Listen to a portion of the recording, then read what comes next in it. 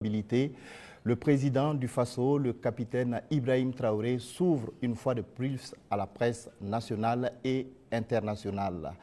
Ce soir, nous allons donc avoir l'opportunité d'interviewer le chef de l'État sur sa vision, les trajectoires de la révolution progressiste populaire, les actions posées au quotidien pour la souveraineté, la liberté et le développement du Burkina Faso.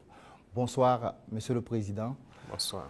Merci de nous faire l'honneur de nous recevoir ici au Palais de Koulouba à Ouagadougou donc pour cette grande interview. Alors, chers téléspectateurs, le format de cet entretien est particulier. Au total, 10 journalistes vont se succéder par vague de 2 pour poser leurs questions au chef de l'État. 5 domaines sont concernés par les échanges. Il s'agit de la sécurité et de la défense, de politique et société, de la diplomatie et de l'AES, de l'économie et du développement, et enfin donc de la géopolitique régionale et internationale. Chaque pool donc, de journalistes aura entre 15 et 20 minutes pour échanger avec le chef de l'État.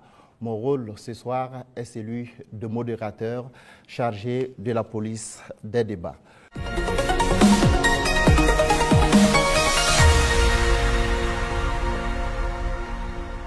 Monsieur le Président, avec votre permission, nous recevons donc le premier groupe de journalistes. Il s'agit de Hervé Dapa de la télévision BF1 et Asmao Dao de la télévision C360. Bonsoir, chers confrères. Vous disposez de 20 minutes pour vous entretenir avec le chef de l'État sur les questions relatives à la défense et à la sécurité. Bonsoir, Excellence. Bonsoir. Alors, certains de vos détracteurs vous ramènent régulièrement une phrase, et cette phrase remonte aux premiers instants de votre prise de pouvoir, quand vous disiez que si tout est mis en œuvre, 3 mois suffiraient pour tendre vers la fin de la guerre. Et ces détracteurs disent aujourd'hui que 3 ans plus tard, la guerre n'est pas totalement terminée. Monsieur le Président, ce soir, que leur répondez-vous? D'accord, merci beaucoup. Et merci à tous d'être venus pour cette interview. C'est vrai, c'est ce que nous aurons souhaité, mais les choses n'ont pas été comme on le pense. Et je dis si tout est mis en œuvre. Alors, il y a plusieurs perspectives à mettre en œuvre pour pouvoir atteindre cet objectif dans ce laps de temps. Mais tout n'a pas été mis en œuvre comme on le souhaitait. Primo, l'adversité. Alors, dès que nous sommes arrivés au pouvoir, nous aurions espéré qu'on nous laisse travailler très rapidement et pouvoir avancer. Malheureusement, certaines personnes nous ont approchés et ont voulu que nous allions dans leur sens parce que leur objectif n'était pas que la guerre finisse de sitôt. Je veux parler de certaines forces étrangères qui étaient présentes sur notre sol. On a eu des débats houleux avec des diplomates venus d'ailleurs sur la question, mais personne ne voulait qu'on aille dans le sens de finir cette guerre. Nous l'avons compris à travers les messages. S'il arrivait que des gens viennent jusqu'à nous dire qu'il faut qu'on accepte qu'ils soutiennent les terroristes et nous soutenir également, ça veut dire ce que ça veut dire, c'est une guerre entretenue. Donc nous avons très vite compris, on s'est débarrassé de toutes les forces qui étaient présentes ici, que ce soit les forces françaises, les forces américaines, et nous avons compris que la lutte sera âpre. La deuxième chose aussi était nous croyions que nous avions quand même un minimum d'armes et de munitions en stock. Aujourd'hui, je peux vous dire ce que j'ai trouvé par exemple en stock. Il y avait en tout et pour tout au Burkina Faso moins de 100 000 cartouches de Kalachnikov. Et les armes, nous avions à peine une centaine. Comment est-ce qu'on pouvait faire la guerre? Il fallait se rééquiper, redoter l'armée en effectifs, en armement et tout. Ce qui a fait que l'objectif de 3 mois, si ces conditions préalables étaient réunies, c'était bien possible. Mais il n'y avait rien. On n'était pas préparé à la guerre, tant sur le plan équipement que sur le plan effectif. Justement, Monsieur le Président, vous venez de le dire, hein, quand vous prenez le pouvoir, si on veut caricaturer, il y avait plus d'hommes que de munitions dans l'armée burkinabé. Et aujourd'hui, où en est-on avec le programme d'armement de cette armée-là? Et puis, quels sont les signes qu'elle est en train progressivement de monter en puissance? Très bien. Je l'ai dit, je ne peux pas dépeindre toute la situation qu'il y avait, c'était catastrophique. Et comme je l'ai dit, vous pourrez enquêter. Il y a peut-être même dans cette salle des militaires qui étaient sur le front, sans armes. Ça existait dans notre armée. Donc ce sont des situations, on croyait que c'était juste, je ne dirais pas de la mauvaise foi, mais une situation incompréhensible. Pour nous, il y avait les armes et on refusait de doter. Mais quand on a été face à la réalité, très vite, on s'est résolu à chercher d'abord à armer l'effectif qui était là. Et là, ça a été la croix et la bannière. Parce que beaucoup de puissances ont refusé de nous vendre les armes. Et donc, on s'est tourné vers ceux qui avaient envie de nous vendre les armes. Très vite, on s'est équipé. On a recruté les VDP, on a pu payer tout ce qu'on voulait. Le processus, nous avons fait un plan d'équipement pour une montée en puissance. Et comme vous le constatez depuis maintenant 2 ans, les équipements commencent à rentrer. C'est toujours pas fini. Et ça continue de venir. Peut-être que dans quelques jours, vous verrez encore de nouveaux équipements qui seront présentés, qui sont principalement des équipements d'appui. Parce que d'abord, l'infanterie, il fallait l'équiper pour que chaque homme puisse avoir une arme en dotation. Ça, c'était un gros défi. Nous y sommes. On continue de recruter, comme vous le constatez. Chaque année, c'est entre 10 000 et 15 000 hommes qu'on recrute. Ça, c'est un effort considérable. Parce que, quoi qu'on dise, l'adversité est là. Et le volume de terroristes augmente. Parce que les impérialistes recrutent beaucoup de mercenaires qui viennent au Burkina Faso pour combattre. Donc, il faut qu'on s'adapte à la situation. Et maintenant, nous avons notre 3e phase, qui n'est plus d'acheter, mais de fabriquer nous-mêmes. Et nous sommes aussi là-dedans. Donc, c'est ça la montée en puissance. Il faut bien s'équiper, mais aussi créer une industrie de défense. Ça, c'est très important. Dans quelques mois, bien quelques années, on aura ici, nos militaires vont utiliser des armes made in Burkina. Bien sûr. Nous avons la capacité intellectuelle. Il y a de la ressource. Il suffisait juste de chercher. Et voilà. Nous sommes là-dessus. Vous serez surpris sûrement. Alors, Monsieur le Président, cette guerre, est-ce que nous pouvons la gagner? Est-ce que nous allons la gagner? Nous ne pouvons que la gagner. Qu'est-ce qu'on ferait? Soyez sûrs, nous n'irons nulle part et nous allons gagner cette guerre. Je vous ai dit que la menace mue beaucoup, mais nous nous adaptons. Et la force de l'armée burkinabé, c'est que c'est l'une des armées les plus résilientes au monde. La pression que le Burkina Faso a, et je ne pense pas que sur cette terre actuellement, il y a un pays qui a cette pression. Mais nous tenons, nos hommes se battent et nous nous adaptons constamment à la menace. Et nous comprenons d'où vient la menace, comment ça se manifeste, c'est ça le plus important.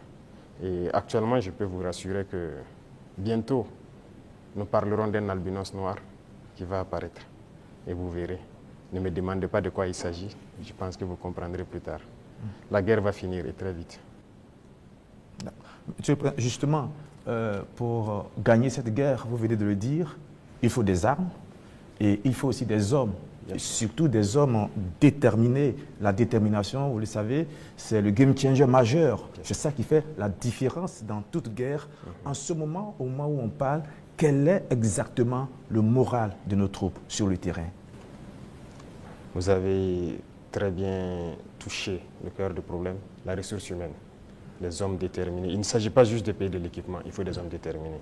Et si vous remarquez, nous sommes en train de construire une armée de qualité. Et il n'est pas rare que souvent, lorsque nous jugeons qu'un chef d'élément ou bien une unité a failli à sa mission, qu'on les radie et qu'on les poursuive. C'est arrivé plusieurs fois et ça continuera comme ça. Si vous êtes engagé pour être militaire, vous devez accomplir la mission parce que la mission est sacrée pour nous. Et l'autre chose, c'est que malgré la pression, malgré les défis, les hommes continuent de se battre et ils sont très résilients.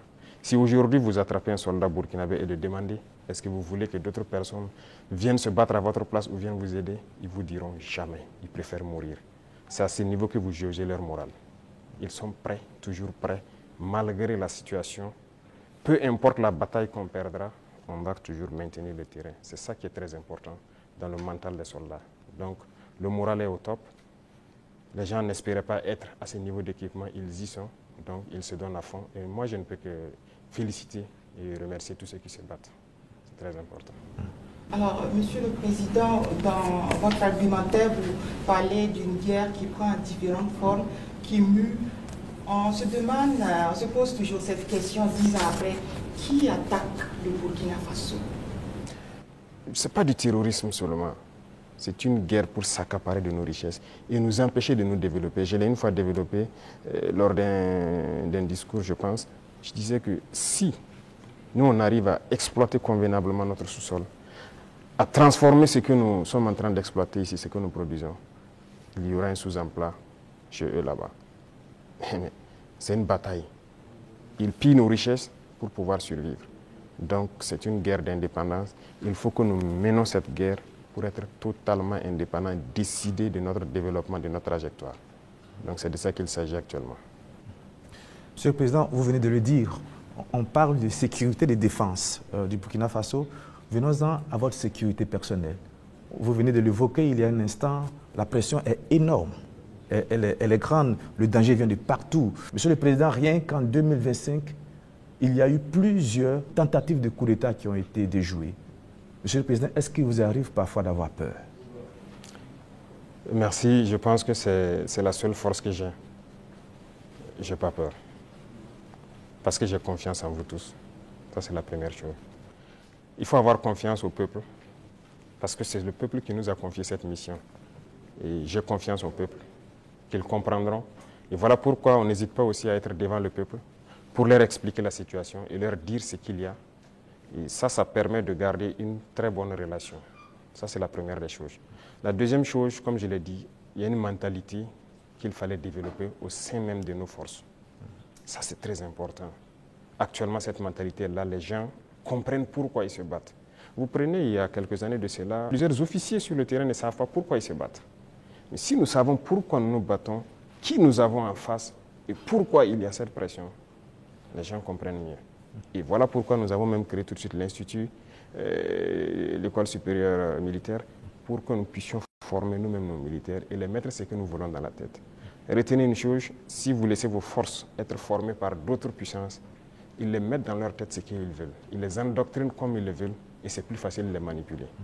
Mais ici au Burkina actuellement, c'est ce qui fait mal d'ailleurs à beaucoup de puissances impérialistes. Ils n'arrivent pas à pénétrer notre armée. Tous ces bataillons qui ont été créés, tous ces hommes qui sont là, personne n'est venu d'ailleurs les former. Nous sommes bâtis sur notre expérience terrain et nous les avons formés. J'ai personnellement participé à des entraînements de certaines forces au tout début. Donc ça, c'est déjà une deuxième force. Et l'autre force est que si vous avez une mission, un objectif pour votre pays, vous ne devez pas avoir peur. Si vous avez peur, vous hésitez. Si vous hésitez, vous compromettez. Et une fois que la compromission est là, vous êtes foutu. Vous avez tout à l'heure énuméré un certain nombre d'éléments qui font que vous êtes rassuré. J'insiste parce qu'il y a l'histoire aussi. C'est l'histoire qui nous conduit. Ces forces impérialistes, elles sont réelles. En 1961, elles ont eu la peau de Patrice Lumumba en RDC.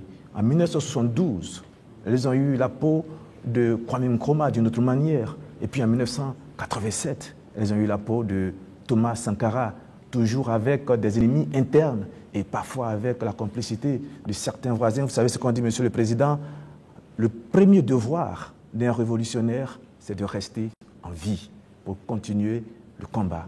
Monsieur le Président, est-ce que vous pouvez rassurer toutes ces personnes, tous ces hommes, ces femmes d'ici et d'ailleurs qui commencent à espérer que vous allez rester en vie? Ils manipulent toujours de l'intérieur, nous sommes très bien conscients. Et aussi un devoir pour nous, c'est de participer à notre propre sécurité. Ce n'est pas aujourd'hui de dire que je suis chef d'État et voilà, je confie la sécurité juste à des gens. Non, tout le monde participe, moi-même je participe. C'est pourquoi j'ai dit, ce n'est pas juste une affaire de ceux qui sont à côté de moi, c'est une affaire de tout le peuple.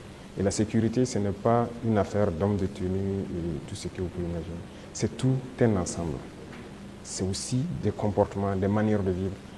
Il faut éviter beaucoup de choses que peut-être des erreurs ont été commises dans le passé.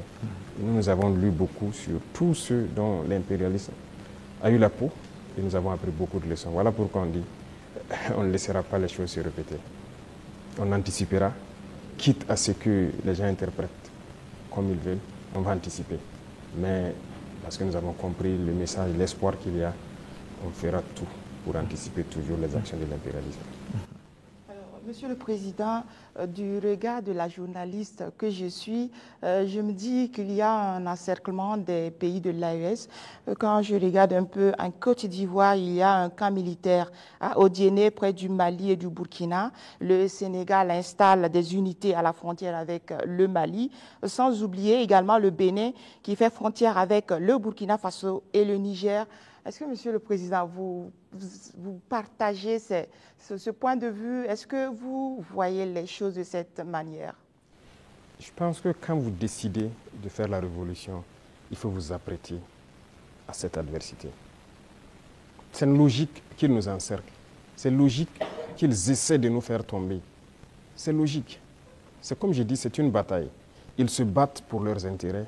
Et c'est à nous, si on a décidé de faire la révolution, de tout mettre en œuvre pour que cet encerclement soit vaincu. Vous voyez, l'Afrique, on a l'habitude de ne pas avoir d'abord une armée forte. Il n'y a pas d'État s'il n'y a pas d'armée forte. Mais bon, c'était le système. Comme je l'ai dit une fois aux couleurs, ils sont venus nous flatter. Non, il ne faut pas vous armer. Même dernièrement, je pense qu'il y a dans une interview un général américain qui l'a dit encore que nos pays n'ont pas besoin d'être militarisés. C'est leur conception. Nous sommes comme des enfants, c'est eux qui doivent venir s'asseoir, faire la sécurité pour nous. Et beaucoup de pays sont dans cette situation. Ils ne construisent pas d'armée. Et quand la situation arrive, c'est le chaos. Nous sommes en train de construire une armée forte. Voilà pourquoi j'ai dit on se bat en burkinabé et on se forme en burkinabé. Ça, c'est très important. Avant, c'est quoi? Chaque fois, les forces étrangères, tout le monde vient pour former vos soldats. On vous prend comme des moins que rien. Aujourd'hui, beaucoup de forces étrangères cherchent à venir s'entraîner avec nous. Vous n'allez pas imaginer. Les plus grandes puissances cherchent à venir s'entraîner avec nos soldats. Mais ce n'est pas juste l'entraînement. Ils veulent apprendre comment on fait, comment on procède, qui nous entraîne. Mais personne aujourd'hui ne sait comment les birs sont formés, comment on les entraîne, comment on les équipe. Pourquoi nous on croit que c'est les autres qui doivent venir nous former? Ils n'ont pas créé quelque chose. Ils ont réfléchi, nous sommes dotés de cerveau. Donc il faut une armée puissante pour faire face à l'adversité. Ils vont continuer à nous encercler. Parce qu'il y aura toujours en Afrique des États comme ça, des chefs d'État comme ça qui vont autoriser. Parce qu'ils ont les mains liées, ils trahissent toujours, ils vont accepter toujours que les impérialistes viennent chez eux pour attaquer leurs propres frères. Ça, si vous acceptez la révolution, vous devez partir avec ce concept. Ça va exister. Donc on n'y peut rien. On fait avec, mais c'est à nous de nous préparer pour que l'encerclement soit nul, qu'ils ne puissent jamais atteindre leur objectif. C'est tout. Donc on fait avec. Tout récemment, la CEDEAO a tenu un forum des chefs d'état-major général des armées d'Afrique. Le Mali et le Burkina Faso n'y étaient pas, mais le Niger, si. On sent un manque de solidarité, vous qui êtes au sommet de l'État. Qu'est-ce que vous pouvez nous dire? Bon, pas un manque de solidarité. Retenez que c'est une confédération, ce n'est pas une fédération. Sur certains aspects, on fait beaucoup de choses, en tout cas en tandem, mais dans la charte, il est dit que des pays peuvent décider des relations et de ce qu'ils peuvent faire. On ne peut pas dire à tel pays de ne pas collaborer avec tel pays, non. On n'est pas à cette étape d'abord. On est en train de consolider la confédération sur les aspects, un bon nombre d'aspects de développement, de défense et de diplomatie. Et après, on va passer à la fédération. Ce sont des étapes. Donc, le Niger peut participer à des rencontres. La confédération, on ne se ferme pas. On fait des ouvertures, on côtoie tout le monde. Nous sommes très panafricanistes. On est vraiment ouverts à l'intégration, à tout ce qu'il y a, mais avec des principes. Alors, exceptionnellement, comme il s'agit de défense et de sécurité, on vous laisse une dernière question. Merci Sagnon, mais la question que je vais poser, pardonnez-moi, ne fait pas partie de la défense ni de la sécurité, mais de vos relations avec nous, les médias. Monsieur le Président, est-ce que vous avez un problème particulier avec les médias, donc avec nous les journalistes? Je dis cela parce qu'on a l'impression qu'il y a eu un malentendu. Je parle des médias nationaux, pas des médias internationaux dont certains sont tombés dans la poubelle depuis un certain moment. C'est un fait. Et pas des médias nationaux. On a l'impression qu'il y a eu un malentendu au début et il y a quelque chose, un brouillard comme ça qui est là. Comment vous analysez la situation, Monsieur le Président? Vous savez que je ne suis pas hypocrite. Il y a eu un malentendu. Il y a eu un brouillard au début. Mais aujourd'hui, je dois dire que je félicite beaucoup de médias pour leur travail professionnel. Il faut éviter de suivre le travail de l'impérialisme. Certes, beaucoup parmi vous ont été formés par eux. C'est ça, vous avez été à l'école du blanc, comme on aime le dire. C'est eux qui vous ont formé au journalisme. Donc moi, je ne vous en veux pas souvent quand les gens essaient de se comporter comme eux. Mais je parle pour que les gens prennent conscience qu'il s'agit de notre patrie. Regardez ce matin, par exemple, lisez les titres des journaux en France. Ils vous diront peut-être qu'il y a une mobilisation pour mettre la pression sur le Premier ministre. Ils ne vous diront pas qu'il y a eu une marche contre le pouvoir ou quelque chose. Mais si c'était au Burkina, vous direz qu'il y a une marche contre le pouvoir. Vous comprenez? Les Français nous appelaient, ils continuent de nous appeler putschistes, juntes et quoi. C'est du français. Mais des journalistes nous appelaient aussi putschistes, juntes ici. Pourquoi suivre les yeux fermés? C'est de l'esclavage toujours. Moi, je veux qu'on quitte cela. Chaque État doit se battre pour ses intérêts. Les journalistes se battent pour leurs intérêts. Pourquoi nous, on ne doit pas se battre pour nos intérêts en Afrique? Donc c'est ça, ce n'est pas uniquement les journalistes. J'en viens à certains intellectuels qui sont sur des plateaux de télé en Afrique aussi. Quand ils prennent la parole, vous posez des questions, mais est-ce qu'il est africain? Ou bien génétiquement, il n'est pas là, quoi. Il n'est pas avec nous.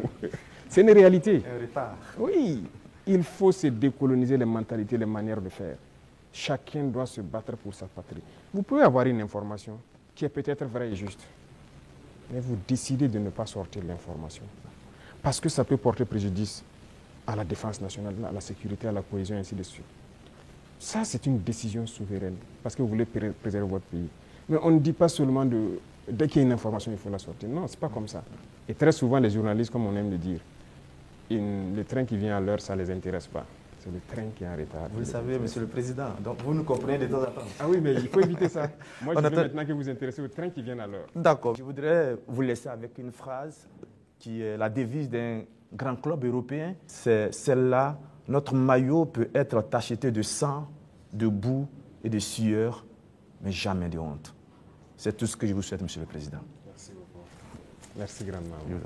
Nous abordons donc le volet politique et société de cet entretien et nous recevons pour cela Mathieu Somda de Radio Burkina et Colette Kombari de la télévision Impact TV.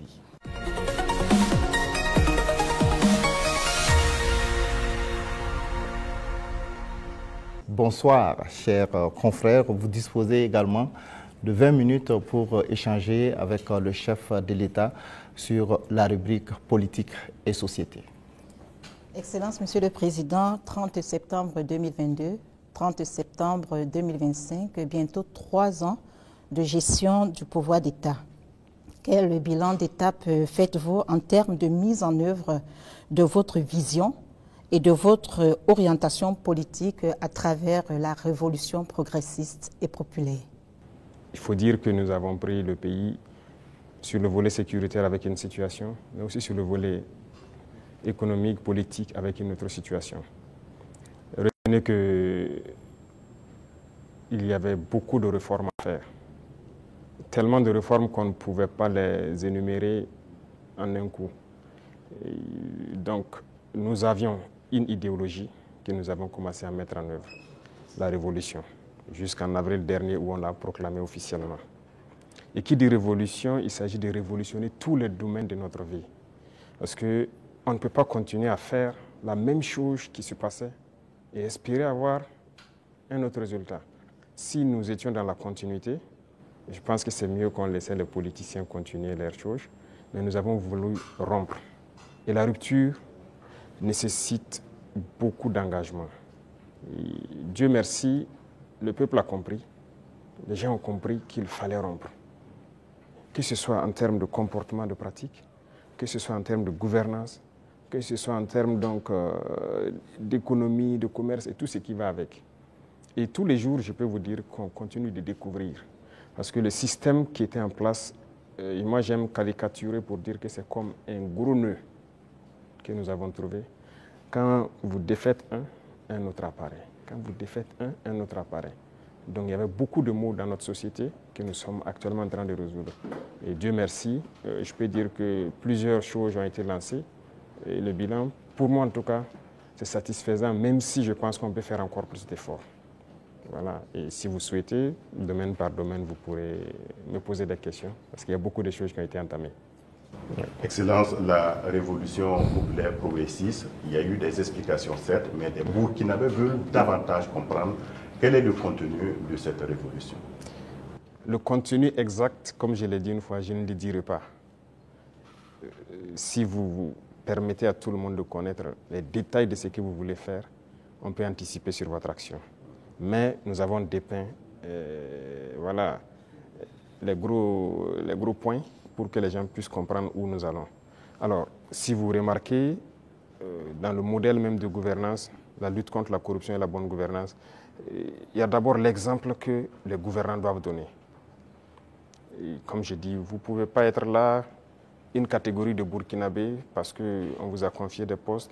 Vous, c'est le choix entre les bons whisky et les bons champagnes, pendant que des femmes meurent en allant chercher l'eau à la rivière, elles se noient ou quelque chose, ce n'est pas possible. Donc, il y a cette idéologie-là qu'il faut avoir pour pouvoir avoir une société de justice. Tout le monde doit pouvoir avoir accès, par exemple, à l'eau potable. Vous ne pouvez pas, vous, manger comme vous voulez, faire le choix des repas et jeter ce que vous voulez à la poubelle, pendant que d'autres ne peuvent pas avoir un seul repas. C'est ce qui nous a amené à lancer des initiatives dans l'agriculture, par exemple, parce que notre population est en majorité agricole. Mais pendant longtemps, on se rend compte qu'ils sont délaissés. Ce n'est pas nos terres qui sont pauvres, ce n'est pas qu'ils n'ont pas la capacité de travailler. Mais il fallait leur donner aussi ce souffle-là, ce qui nous a amené à créer des initiatives. Aujourd'hui, je pense que le plus important pour moi, lorsque vous rentrez dans les campagnes et que vous posez des questions aux cultivateurs, ils peuvent vous dire que franchement, voilà, ils se sentent bien maintenant. Ils cultivent, il a de quoi se nourrir, et le surplus, il le revend. Généralement la SONAGES qui paye, qui fait un stock de sécurité.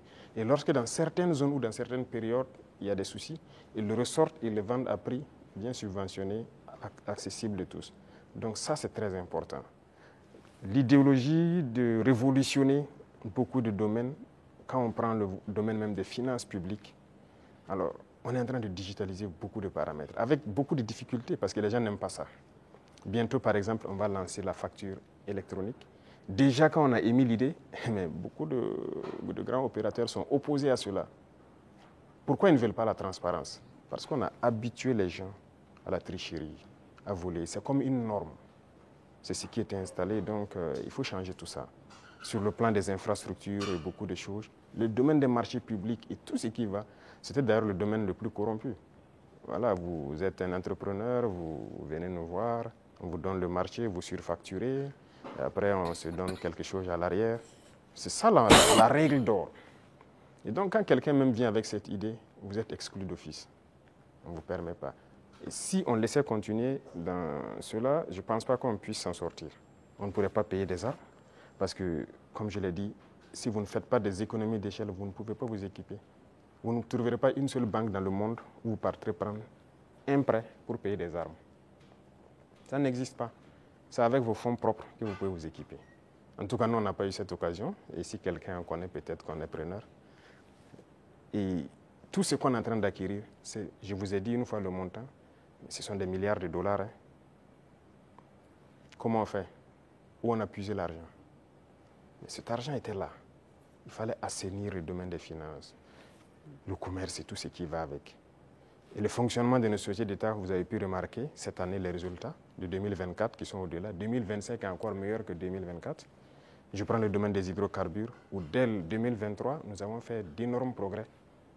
Avant, c'était des subventions de l'État. Ça veut dire qu'on collectait encore des impôts pour subventionner la société, pour payer le surplus, le manque à gagner et tout ça. Mais maintenant, la société n'est plus dans cette situation. On a épongé toutes les dettes de la société et elle commence à faire des marches.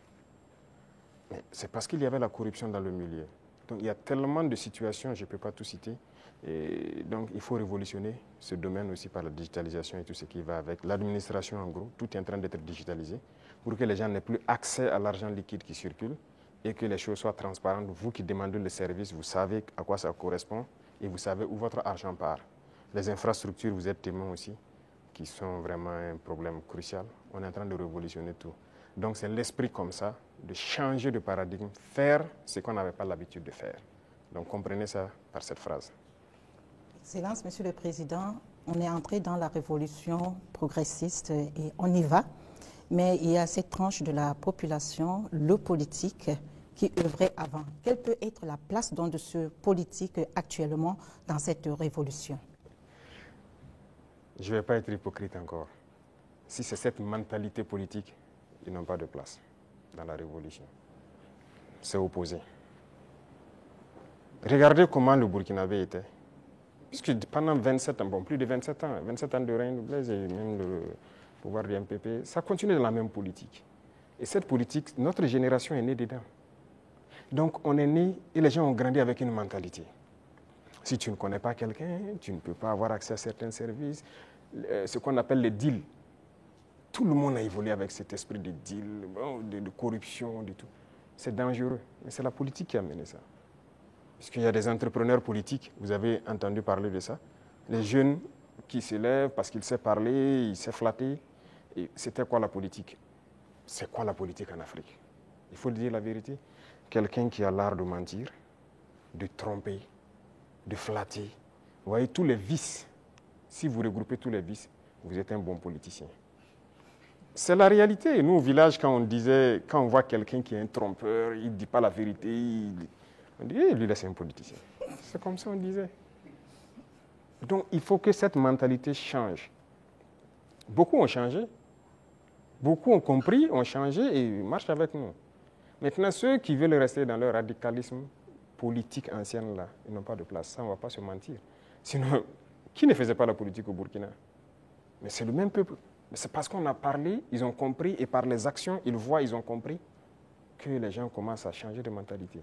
Et nous voulons changer définitivement les mentalités pour que personne ne pense qu'il faut d'abord appartenir à tel parti pour bénéficier d'une route, il faut appartenir à tel parti pour avoir un fourrage. Non. Tout le monde au Burkina doit bénéficier des bienfaits de la nature du Burkina et du travail du gouvernement. Donc la politique, moi je disais que la manière de la faire, ça divise. Et ça donne des avantages particuliers à un groupe et l'autre groupe n'a pas d'avantage. Donc non, il faut qu'on arrête ça. Donc beaucoup ont changé, beaucoup. Il y en a qui sont dans des postes de responsabilité. On nous interpelle même que non, lui là, il a milité dans tel parti. Je dis aux gens, non, on n'est pas là pour diviser. On est là pour unir. Tant que la personne a compris et veut faire le travail comme on le veut, on le met. Comme il y en a aussi qu'on a responsabilisé à des postes, et 2 mois, 3 mois, vous avez vu qu'on les a cherchés. Parce que s'il vient et qu'il continue de vouloir faire la même chose qu'il faisait, on va te chercher et on va te punir. Donc c'est un changement de mentalité que nous voulons. Tous ceux qui changeront de mentalité sont les bienvenus dans le bateau. Mais si vous voulez continuer à fonctionner comme la politique ancienne, vous n'avez pas de place dans la révolution. Excellence, vous l'avez dit plusieurs fois, il faut de l'ordre et de la discipline pour le développement du FASO. Le recyclage des jeunes a déjà commencé. Comment enrôler les autres couches de la société? Voilà, très bien. Ce programme, c'est un vaste programme que nous n'avons pas voulu détailler. Mais j'en ai parlé une fois lors d'un de mes entretiens, qu'il y a un vaste programme en cours. Il faut commencer. En fait, les jeunes, c'est bien, mais ce n'est même pas eux notre cible, ce sont les plus petits. Les plus petits, c'est eux notre cible. Après la mort de Sankara, vous avez suivi, on a cherché tous les travailleurs des garderies. Certains même sont décédés, malheureusement. Mais les garderies se sont fermées. C'est le privé peut-être qui se débrouille, qui ouvre quelques maternelles et tout. Et bon, l'école est devenue autre chose. Vous savez, si vous voulez une société qui va être combative et compétitive demain, il faut miser sur les enfants. Aujourd'hui, moi j'ai séparé les 2 ministères pour que le ministère de l'enseignement de base prenne en compte ce volet. Vous voyez, on a lancé dans le concours normaux beaucoup de recrutement pour l'encadrement de la petite enfance. Mais on vient de lancer encore de manière exceptionnelle ceux qui ont déjà été formés, qu'on veut recruter pour que cette année, on commence un certain programme. C'est eux la cible. Et on va y arriver. Nous avons un programme pour qu'on puisse commencer une certaine éducation patriotique, civique au niveau des plus petits. Et une fois que c'est ancré là-bas, nous avons de bons citoyens demain. La jeunesse aussi, on le fait avec. Les bacheliers, on les a fait rentrer en immersion. Ils avaient peur au début, mais je pense qu'ils ont compris beaucoup de choses. Ils doivent être plus solidaires, humbles. Ils doivent comprendre le Burkina. Parce que quelqu'un qui est né, excusez-moi, à Ouaga 2000 ici, qui est dans... Voilà, il dort dans le lit qu'il veut, il se plaint même que le matelas n'est pas bien. Le matin, il a le choix du petit déjeuner, ce qu'il veut. À l'immersion, il dort par terre, sur la natte. Il comprendra qu'il y a d'autres Burkinabés qui dorment par terre. À l'immersion, il n'a pas le choix du petit déjeuner. S'il y en a, il y en a. S'il n'y en a pas, il mange ce que les autres mangent.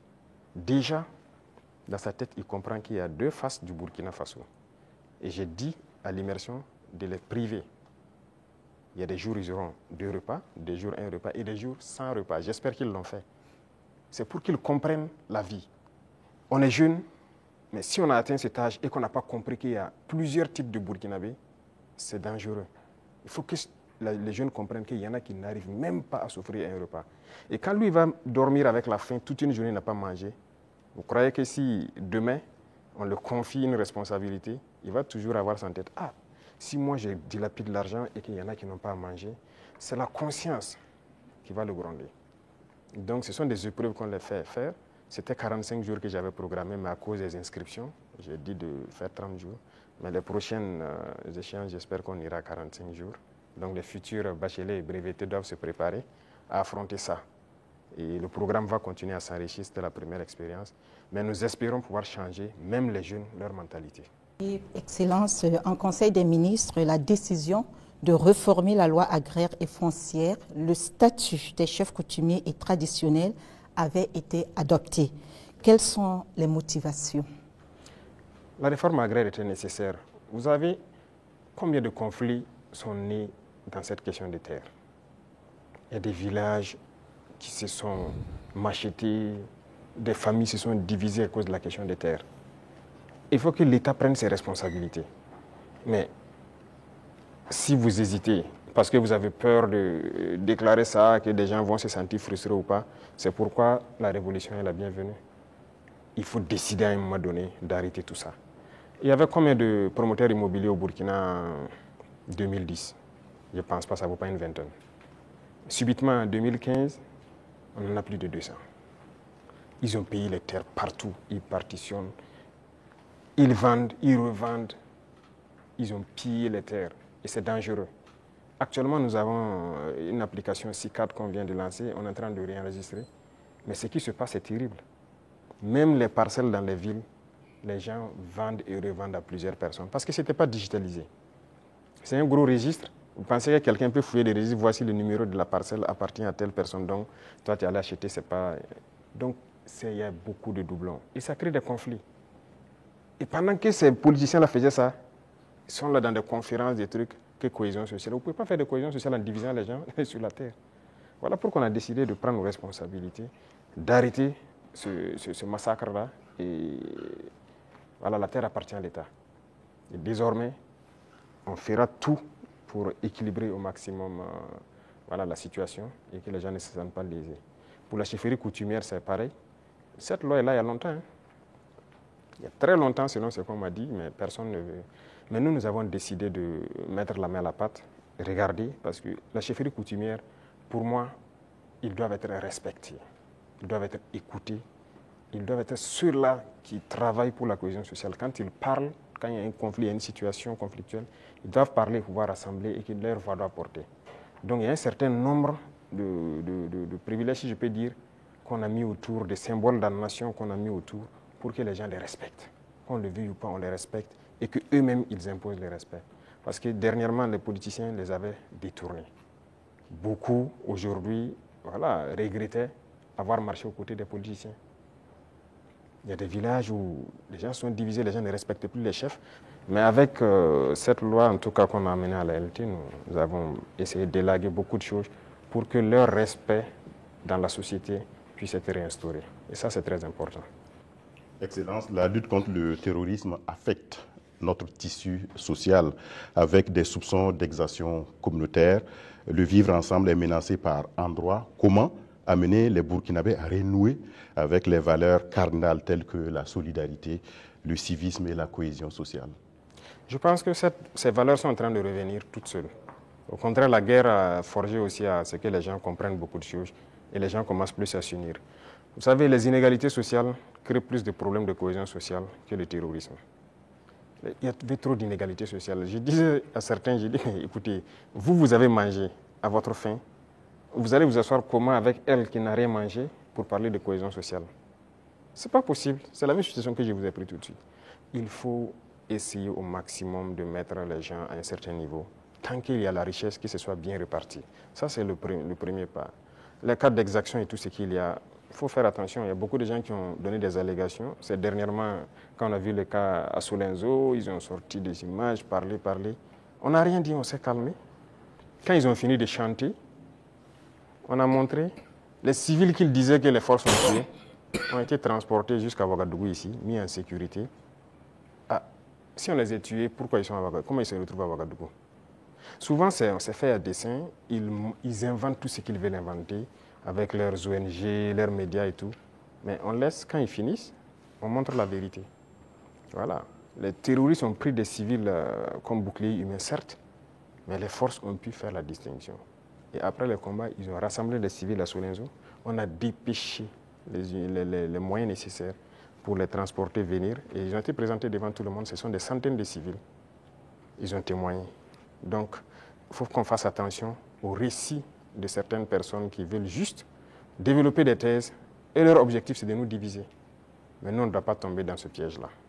Voilà. Excellence, on a constaté cette année une reprise du dialogue social entre le gouvernement et les syndicats après plusieurs années d'interruption. Quel message donc renvoie votre gouvernement avec ses partenaires sociaux quand on sait que la situation était tendue entre le gouvernement et les syndicats?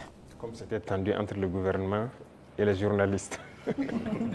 Il faut que chacun comprenne qu'il faut se battre pour sa patrie. Nous avons fait comprendre aux gens. Vous savez, moi j'ai parlé avec les responsables syndicaux. Je les ai réunis ici, je les ai parlé à un moment donné de notre histoire. Mais j'ai été déçu après. Donc je les ai dit, soit vous êtes burkinabé ou vous n'êtes pas burkinabé. Donc le bras de fer s'est enclenché. Mais après on a décidé de les revoir parce qu'on suppose qu'ils ont compris le message. Et même ça, je ne vais pas mentir, quand ils sont venus, ils ont voulu encore comprendre et sortir certains comportements, les faire comprendre, ça ne marche pas. Le pays est en guerre, il faut tout faire pour le pays. Ce syndicalisme importé là, ce n'est pas du syndicalisme ça. Il y en a même qui se vantent d'avoir participé à la chute de Sankara. Et c'est eux qui ont tout commencé, ainsi de suite. Vous croyez que c'est bien ça? Les Occidentaux vous manipulent et vous continuez à agir comme eux ils veulent. Ça, ce n'est pas du syndicalisme. Un syndicaliste se bat pour les intérêts des travailleurs. Mais la plupart du temps, ce que les responsables même veulent, c'est venir manger avec le pouvoir. Et les gens se taisent. Non. Écoutez, nous, on a beaucoup de dossiers sur beaucoup de personnes, pas seulement les syndicalistes. Hein. Dans la société, on a beaucoup de dossiers. Les gens qui nous ont approchés au début, qui ont voulu des avantages, qui ont voulu quoi, qu'on a refusé, qui s'y retournent, qui sortent, qui parlent. On a leur dossier. Donc, syndicalisme sain, il y a beaucoup d'actes que l'on a posés. On n'a pas attendu que les gens sortent dans la rue pour marcher, pour le poser. Quand j'ai parlé des travailleurs des garderies, là, ce n'est pas quelqu'un qui est venu nous dire qu'il y a des travailleurs qui avaient été cherchés, il faut les remettre dans leurs droits. On a vu un dossier et qu'on a trouvé qu'il faut les remettre dans leurs droits. On a dit au ministre des Finances, trouve l'argent nécessaire pour régler. Les gens de la mairie, des gens, la brigade verte là, ceux qui travaillent, mais ils avaient combien de mois d'arriérés? C'est pour ces intérêts-là, ces gens-là qui n'ont pas de travail, pour que les gens ne se battaient pas pour ça avant. On n'est pas venu vers nous pour nous dire. Moi, les femmes balaient devant chez moi, c'est un de mes hommes qui est sorti une fois, ils ont dit, ah, ça fait des mois, ainsi de suite, leur travail. Je me suis renseigné, on m'a dit, c'est vrai. J'ai dit de les payer. Il faut rattraper tout ce qu'elles ont raté. Il y en a qui avaient des dizaines de mois d'arriérés de salaire. On a sorti le dossier et on a décidé de rattraper tout ça. Donc, il faut qu'on fasse du syndicalisme sain. S'il y a un problème, qu'on nous approche et qu'on nous explique. Si on peut résoudre, on vous dira on peut le faire. Si on ne peut pas, on vous dit bon, pour l'instant on ne peut pas, mais on pourra le faire dans tant de temps. Mais il y a un problème, on rassemble les médias, on parle comme on veut. Ah, j'espère qu'ils trouveront la solution avec vous. Sinon, si après ça, vous ne venez plus vers nous. Moi, je veux qu'on travaille en africain. Quand il y a un problème dans la maison, on s'assoit, on parle. Et nous, on se doit d'être véridique. Ce qu'on peut faire, on doit dire clairement, on peut faire ça. Ce qu'on ne peut pas faire, on vous dira aussi on ne peut pas. Maintenant, si vous ne voulez pas, chacun fait ce qu'il peut faire. Mais il faut qu'on soit responsable, Il n'y a pas de problème qui ne puisse pas se résoudre. Et comme je dis, toujours agir avec en tête l'intérêt de la patrie. Ça, c'est très important. Donc, on a repris le dialogue comme on reprend avec tout le monde. On n'a pas rompu le dialogue avec qui que ce soit. Tout le monde est la bienvenue. Merci, chers confrères. Le temps imparti donc à cette rubrique est arrivé à échéance et même largement dépassé. Nous disons merci donc pour cette série de questions consacrées au volet politique et société.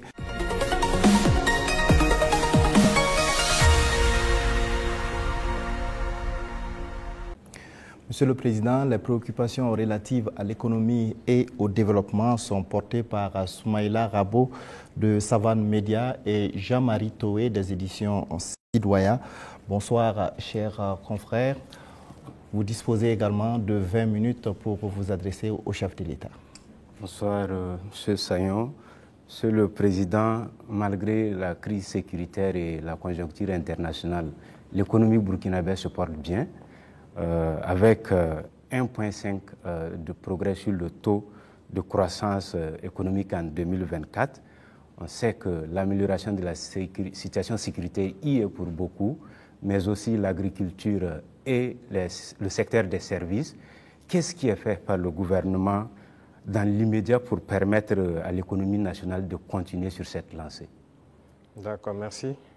Je vois que ce sont des chiffres macroéconomiques. Et nous sommes au courant et on fait le point constamment avec le ministre des Finances. Il y a des efforts qui sont faits. C'est vrai qu'il y a des zones qui ont été sécurisées qui nous permettent de produire. Et donc la production agricole a beaucoup grimpé, ce qui permet une transformation au niveau des petites unités que nous avons, mais aussi de l'exportation pour les excédents de certains produits. Donc ça contribue beaucoup à la balance commerciale. Il y a aussi la question même de l'exploitation minière. Donc il y a un certain nombre de mines qui avaient arrêté l'exploitation, si vous vous souvenez, d'autres en 2020, d'autres en 2018 même, mais qui ont repris aussi. Et tout ça, ça contribue donc à cette croissance-là. Et nous poursuivons dans ce sens.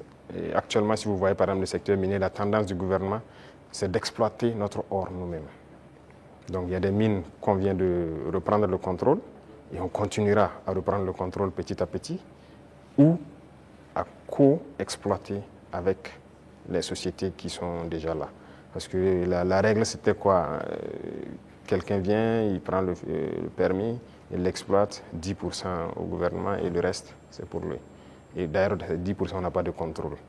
Donc tout ça, actuellement, on est en train de reprendre le contrôle vraiment pour s'assurer qu'est-ce qu'il sort de notre sous-sol et prendre aussi une part importante.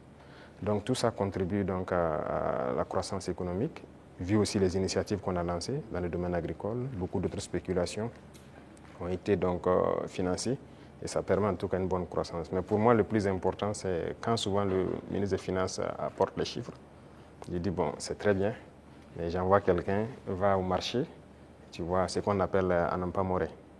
Ça coûte combien une boîte de maïs, ça coûte combien une boîte de mil. Et va aussi dans tel, je prends les informations. Si le coût a baissé, on sait qu'il y a un impact sur la population. C'est ça qui est le plus important. Donc ce travail, on le fait constamment et les services de renseignement même sont mis à contribution pour qu'on ne dise pas un chiffre macroéconomique qui a une croissance de voilà, 1,5, mais qu'il n'y ait pas d'impact au niveau donc, des couches vulnérables surtout. Donc on continuera cette progression s'il plaît à Dieu. Monsieur le Président, si la volonté c'est de soulager davantage le panier de la ménagère et améliorer le pouvoir d'achat du consommateur, peut-être qu'il faut regarder du côté de la SONABI, la Société nationale burkinabé d'hydrocarbures, que vous avez trouvé déficitaire en fin 2022 et qui est aujourd'hui pratiquement surliquide parce que c'est la championne des sociétés d'État. C'est la moitié des bénéfices de 2024 réalisés par les sociétés d'État. Est-ce qu'il ne faut pas maintenant diminuer le prix du carburant? D'accord, merci. Je pense que c'est une question que les gens peuvent se poser. C'est très bien, on a fait des progrès, mais quand est-ce qu'on a équilibré et qu'on a commencé à avoir des bénéfices? Qu'est-ce qu'on a fait? Ça, c'est très important à comprendre. Et l'autre chose, c'est que est-ce que ces bénéfices ne participent pas à quelque chose d'autre au profit donc, des populations? Je prends un exemple. On est en train de créer des brigades de construction des routes au niveau de chaque région.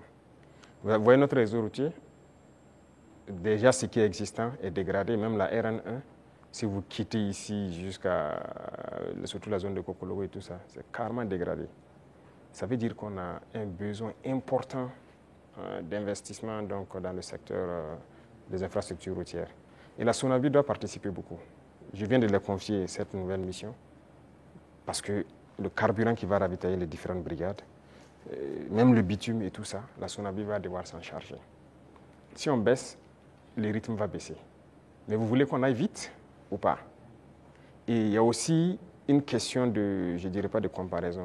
Vous voyez, le carburant se retrouve moins cher au Burkina que certains pays côtiers. Nous, on part chercher le carburant là-bas, on fait le transport jusqu'au Burkina, mais c'est moins cher par rapport à ces pays. Vous pouvez expliquer ça?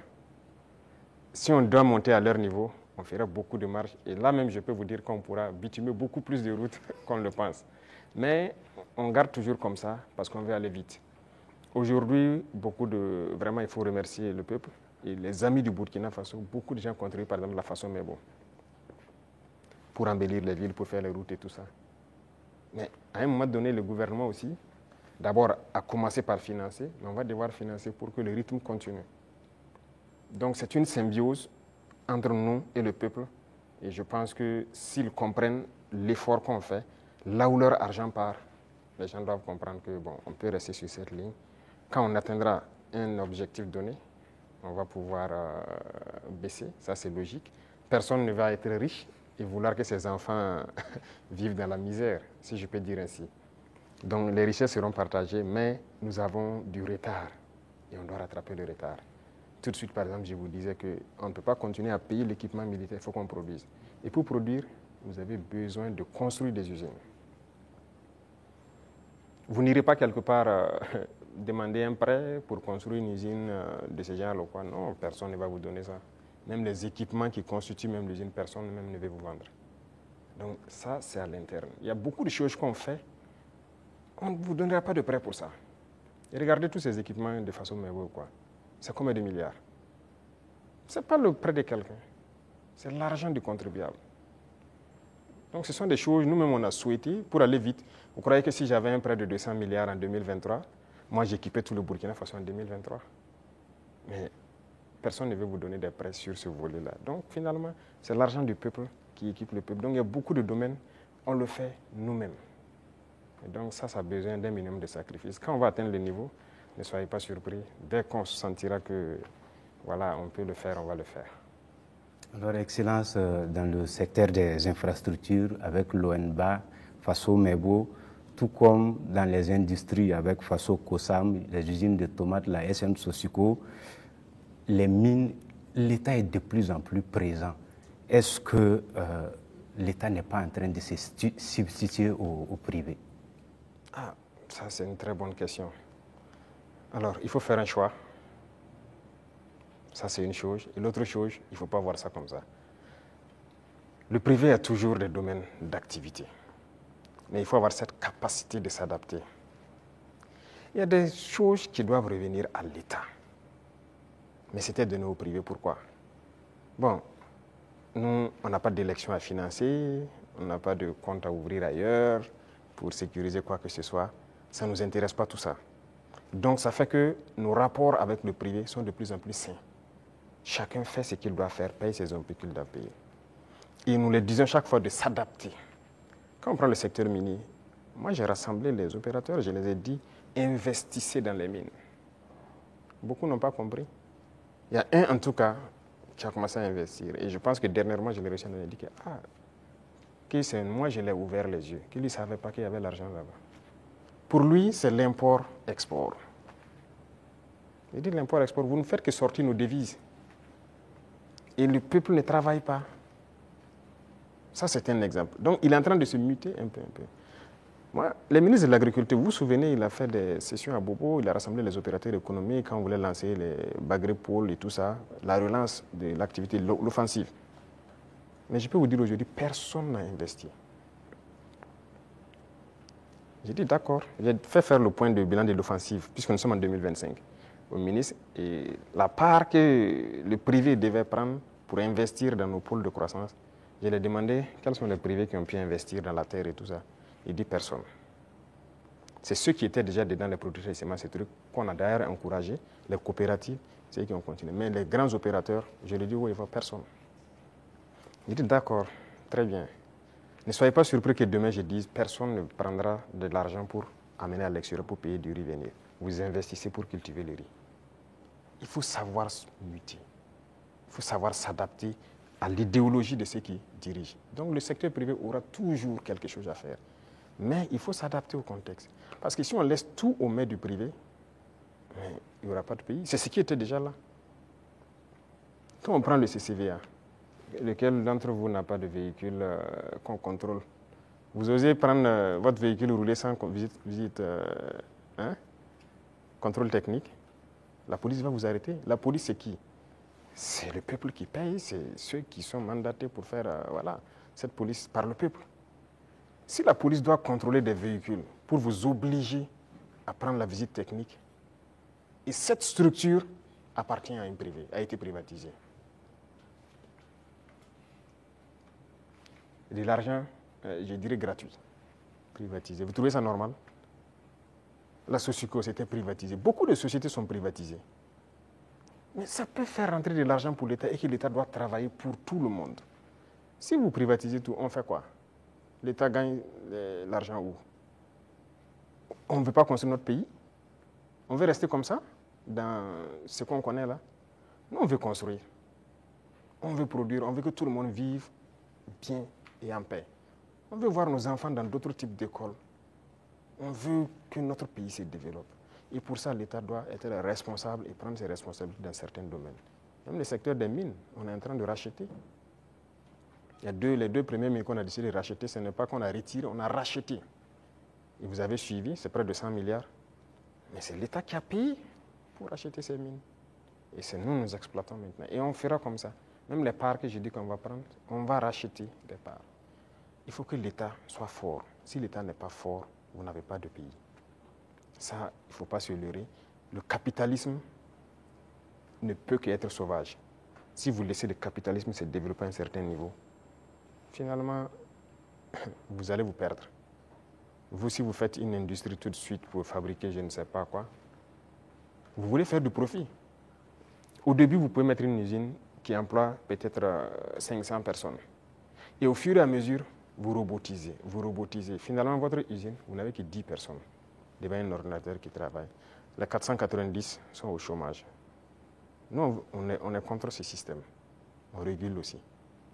Certes, digitalisé, mais une certaine robotisation, on est contre. Donc, on a une idéologie qu'on va dérouler au fur et à mesure, mais il faut que les gens s'adaptent à l'idéologie. C'est pour le bien-être de tout le monde. Sinon, on va se retrouver dans des situations très inconfortables. Voilà. Monsieur le Président, est-ce que ça veut dire que vous attaquez à l'économie de marché, qui est enseignée aujourd'hui en sciences économiques et avec lequel les systèmes, les jeunes économistes grandissent? Parce qu'aujourd'hui, l'État vend du yaourt à travers Faso Kosam. Vous avez annoncé les Fasoyards. On se demande quand vous allez ouvrir les premières boutiques. Tout ça, vous prenez progressivement la place du privé. On ne sait pas quand ça va s'arrêter. D'abord, j'ai dit au ministre de l'Enseignement supérieur de me changer. D'abord, la carte universitaire a changé, mais le curricula de changer tout. Pourquoi on doit forcément apprendre leur manière de faire l'économie? On n'est pas en mesure de créer.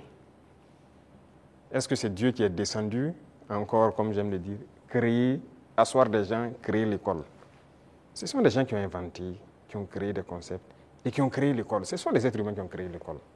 Donc, qui ont mis des programmes, ainsi de suite.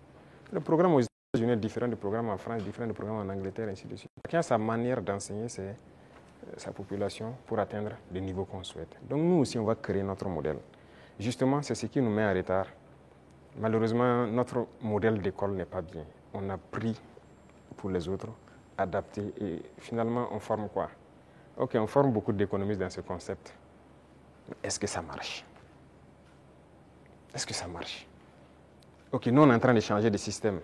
Est-ce qu'on fait des progrès ou pas? C'est là la question. C'est toute la question comme ça. Il a parlé de l'ONBA, de trucs. Il y a des barrages qui étaient endommagés depuis des décennies, ensablés ou quoi.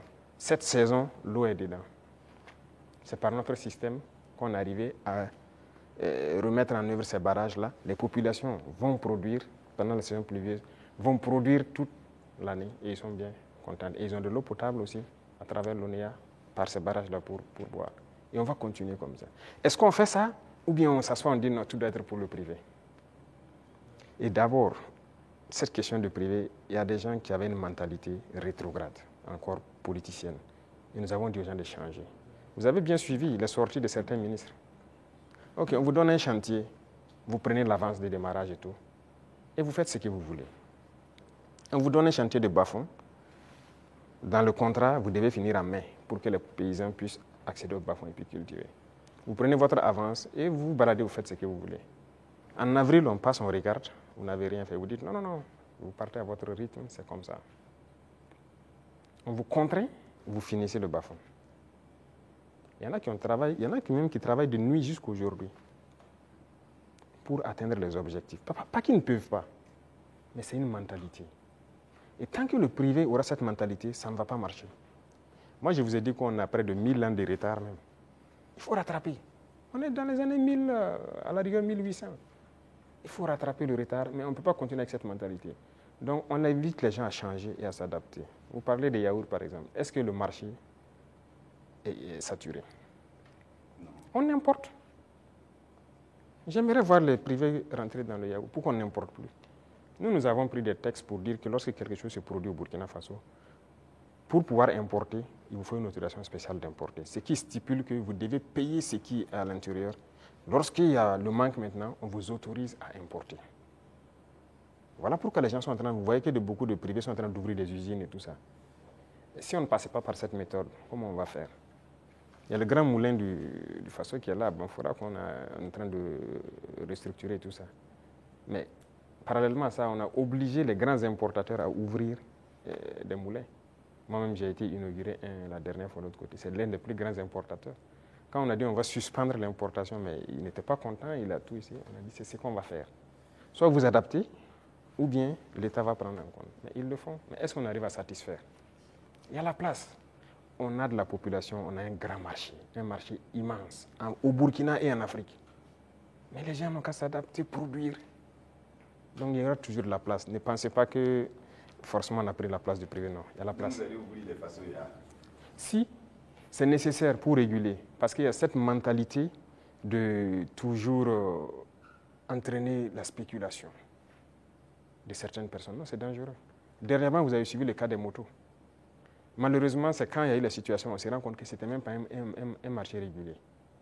Donc rapidement, on a dû voir comment on peut réguler ce marché pour que l'importation soit suivie. Comment quelqu'un part importer des motos et il vous dit qu'il n'a pas de facture d'achat? Puisque le ministère a besoin de la facture d'achat pour voir tout ce que vous avez payé comme douane et quoi, et vous fixez une marge à ne pas dépasser. Mais il dit qu'il n'a pas de facture. Donc il part payer, il vient, il fixe le prix qu'il veut et il revend aux populations. Donc lui, il s'enrichit. Et les autres s'appauvrissent. Et généralement, quand les gens s'enrichissent, qu'est-ce qu'ils font? S'ils buvaient la braquina ici, ils ne boivent plus la braquina, c'est le champagne qu'ils cherchent. C'est l'argent qui sort. S'ils roulaient sur peut-être, je dirais, une petite cylindrée, ils cherchent maintenant une V8. Le carburant qui est subventionné par l'État, c'est ça, c'est l'argent qui sort. Donc il faut qu'on réfléchisse à l'économie. Qu'est-ce qu'on fait? Il ne faut pas laisser sortir des devises. Vous dites que vous voulez la monnaie et vous voulez continuer pour qu'on se comporte comme ça. On ne peut pas se comporter comme ça. Voilà pourquoi l'État est en train de reprendre le contrôle. Si demain, les gens s'entendent, on nous a fait des chantages. Hein. Quand on a essayé de régler un peu à la douane, il y en a qui nous ont dit que si on fait comme ça, il y aura pénurie de riz. J'ai dit, OK, faites la pénurie de riz, vous verrez ce que nous on va faire. Et si demain, des gens veulent s'entendre pour faire pénurie de riz, c'est nécessaire que l'État prenne en compte l'importation de riz. On est prêt à tout. Il faut que les gens changent de mentalité. Allez doucement, cherchez votre intérêt aussi petit soit-il, mais permettez aux autres Burkinabés de vivre et de ne pas les appauvrir. Monsieur le Président, on vous a vu à Lumbila auprès des femmes agricultrices, les accompagner, les soutenir. Mais au-delà de ça, qu'est-ce que vous faites pour donner davantage d'opportunités de gagner des revenus aux femmes du Burkina qui alimentent la petite économie dans les quartiers, dans les villages? Oui. Très bien. Et ça, c'est l'un des points les plus importants. Et j'ai dit même au ministère donc de l'action humanitaire qui s'occupe des questions des femmes, de recentrer l'action, au lieu qu'on soit dans l'assistanat, de recentrer l'action sur la création d'emplois et des petites entreprises. Les femmes ont des qualités.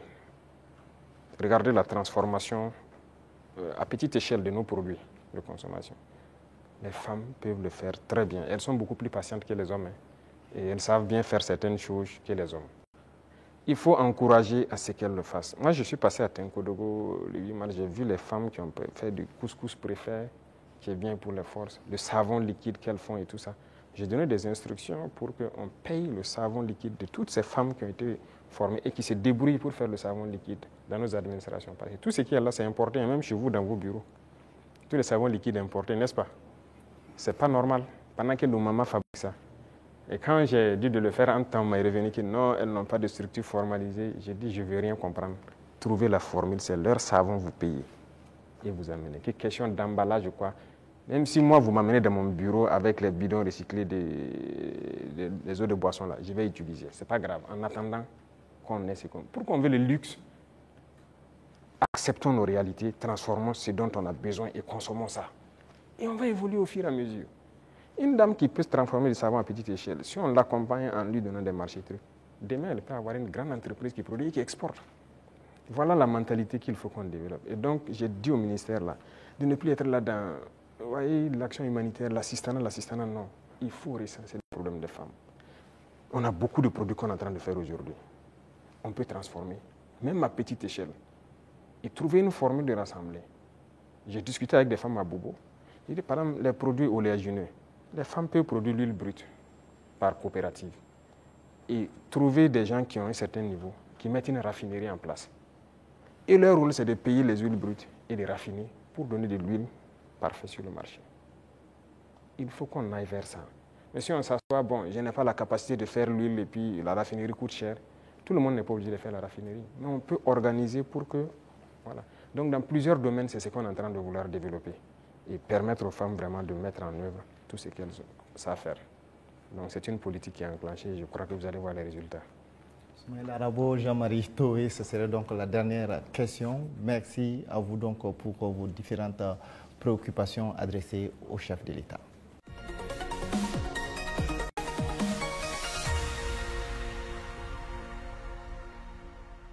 Excellence, nous accueillons à présent Sekou Tangara de la télévision Africab et Abdou Zouré de Faso 7. Ils vont échanger avec vous sur des sujets en lien avec la diplomatie et l'AES. Bonsoir, chers confrères. Alors, vous disposez pour ce volet de 15 minutes. Merci, Sagnon. Monsieur le Président, l'Alliance des États du Sahel a 2 ans. Comment est-ce qu'elle se porte aujourd'hui? Quel est son état de santé? Merci. Je dirais que l'évaluation de l'état de santé, c'est à travers la population qu'on peut le sentir. Et à travers la population, je pense qu'elle se porte bien. Parce que l'AES n'appartient pas aux dirigeants, l'AES appartient au peuple. Et les peuples ont adhéré. Ça fait que c'est exceptionnel ce qui se passe. L'AES a pu unir, rapprocher les peuples. Et c'est ça le plus important. Donc on rend grâce à Dieu. C'est un enfant de 2 ans. On a l'impression que la tête est là, les pieds aussi. Mais, Monsieur le Président, on a l'impression que les bras ne sont pas encore là. On parle d'agence d'exécution, de maître d'ouvrage. Il était question de transformer l'autorité du Liptako Gourmand en agence d'exécution. À quand est-ce que les populations de l'AES pourront voir ces projets de développement, les projets structurants au bénéfice des populations? Très bien. Je pense que là, c'est une mutation qui est en cours. Ce n'est pas définitif d'abord. Il y a toujours la réflexion, parce que c'est un administrateur provisoire qui est là. Et il faut réfléchir comment on peut la rendre effective en agent d'exécution. Donc c'est une réflexion qui progresse toujours. Parce qu'il ne faut pas faire les erreurs de reconduire les mêmes institutions. Si on se calque sur les mêmes institutions qui ont échoué, ça ne va pas marcher. Et quel type de projet on veut faire pour la population? Qu'est-ce que la LG faisait et qu'est-ce que nous on veut maintenant? La routine, c'est quoi pour certains agents d'exécution ou quoi? C'est de voir les bailleurs de fonds, réunir les financements pour des projets. Mais ça veut dire des prêts pour les populations.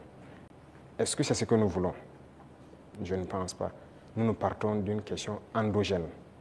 Et si on dit endogénéité, voilà pourquoi la banque d'investissement, si vous remarquez, le prélèvement est fait pour qu'on puisse ravitailler la banque d'investissement. Il faut que si nous voulons qu'elle fonctionne, que si elle a besoin de faire des projets dans l'espace, que la banque puisse a priori financer. Mais si c'est pour constituer une agence et repartir chez les mêmes impérialistes pour aller se mettre à prêter l'argent pour certains projets, peut-être qu'ils n'ont même pas la même vision que nous, ce n'est pas évident. Donc la réflexion est toujours en cours, ce n'est pas définitif. Monsieur le Président, l'AES c'est aussi la lutte contre le terrorisme. Aujourd'hui, où en sommes-nous avec la force conjointe et quelles sont les actions fondamentales qui ont été posées sur le terrain? Alors, la force conjointe, nous avons fait l'architecture comme vous avez pu le voir.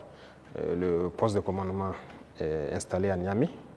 Et actuellement, il s'agit d'équipement des premières unités. Par exemple, le Burkina Faso, le premier bataillon est prêt. Et les équipements aussi de ce bataillon sont là. Et nous sommes en train de former le deuxième bataillon qui, peut-être dans 2 mois, comme ça, seront prêts. Et chaque pays, le concept est que chaque pays commande les équipements. On a arrêté un format d'équipement que chaque bataillon doit avoir. Donc, il faut les commander pour qu'on puisse les armer. Et comme je l'ai dit, jusque-là, on ne fabrique pas certains équipements. On est obligé de commander. Et vous voyez comment le monde est fou. Tout le monde prépare la guerre. Vous pouvez commander aujourd'hui un équipement, on vous donne 4 mois, 6 mois, 8 mois, souvent même des années. Donc on est obligé de faire avec. Et qui de force conjointe, ça demande une communication importante. Et donc vous comprenez toute la logistique en termes de transmission qu'il y a derrière. Il faut que ce soit parfait. Donc voilà pourquoi on ne précipite pas les choses. Déjà, il y a beaucoup d'opérations qui se mènent de façon conjointe. Donc c'est déjà le début de la force. Peu importe la situation qui se passe entre nous, le Niger ou du côté du Mali, nos forces arrivent à déjà coordonner pour travailler. C'est ça le plus important.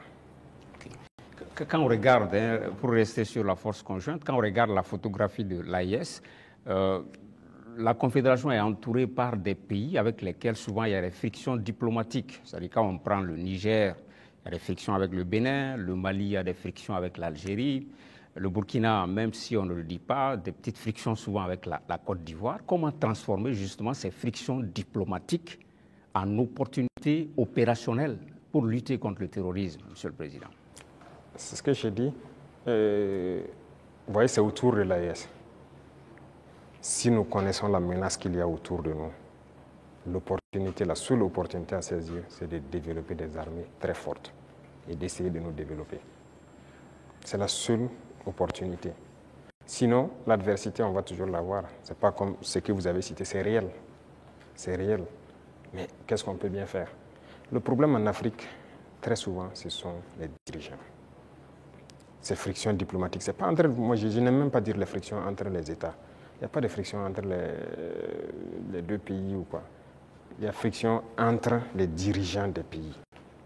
Est-ce qu'entre armées de l'AES et ces pays-là, ça coopère, ça se renseigne, il y a la collaboration? Bon, pour certains cas, je ne sais pas, mais je prends par exemple le cas de... Même avec le Bénin, nous, on n'a pas les mêmes approches en termes de terrorisme.